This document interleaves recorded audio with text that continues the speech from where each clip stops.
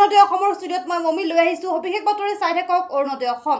এইবাৰ অসম আৰক্ষীৰ শিশু মিত্ৰ বঁটা লাভ কৰিলে গোলকগঞ্জ থানাৰ ভাৰপ্ৰাপ্ত আৰক্ষী বিষয়া দেৱজিৎ কলিতাই। অসম আৰক্ষীৰ শিশু মিত্ৰ এটা বঁটা লাভ কৰিলে গোলকগঞ্জ থানাৰ ভাৰপ্ৰাপ্ত বিষয়া দেৱজিৎ কলিতাই। দ্বিতীয়বাৰৰ বাবে অনুষ্ঠিত হৈছে অসম আৰক্ষীৰ শিশু মিত্ৰ চেম্পিয়ন বঁটা প্ৰদান অনুষ্ঠান। উলুবাৰীৰ অসম আৰক্ষীৰ প্ৰতিষ্ঠানত অনুষ্ঠিত হয় এই বঁটা প্ৰদান অনুষ্ঠান।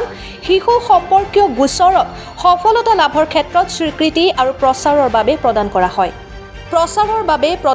হয় এই বঁটা লাভ কৰে অসম আৰক্ষীৰ 22 গৰাকী বিষয়াৰ লগতে বিভিন্ন ক্ষেত্ৰৰ বহু কেইজন লোকে। অনুষ্ঠানত মুখ্য অতিথি হিচাপে উপস্থিত থাকে অসম আৰক্ষীৰ সঞ্চালক প্ৰধান GP সিং আৰু অতিৰিক্ত সঞ্চালক প্ৰধান হৰমিত সিঙৰ লগতে অসম আৰক্ষীৰ বহু কেইগৰাকী বিষয়া।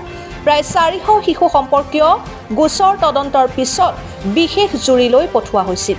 জুৰিৰ সিদ্ধান্ত মৰ্মে অসম আৰক্ষীৰ বিষয়াসকলক শিশু মিত্ৰ চেম্পিয়ন বঁটা প্ৰদান কৰা হয়। দেৱজিৎ কলিতা শিশু মিত্ৰ চেম্পিয়ন বঁটা লাভ কৰা আৰক্ষী বিষয়াসকলৰ ভিতৰত এজন। গোলকগঞ্জ থানাৰ ভাৰপ্ৰাপ্ত বিষয়া দেৱজিৎ কলিতাই 4টাকৈ গোচৰ অতি ক্ষিপ্ৰতাৰে চাৰ্জশ্বীট প্ৰদান কৰে, যাৰ ফলত অসম আৰক্ষীৰ সঞ্চালক প্ৰধান GP সিঙৰ পৰা বঁটা লাভ কৰিবলৈ সক্ষম হয়। উল্লেখ্য যে ধুবুৰী জিলাৰ ভিতৰত একমাত্ৰ দেৱজিৎ কলিতাই এই বঁটা লাভ কৰিবলৈ সক্ষম হয়।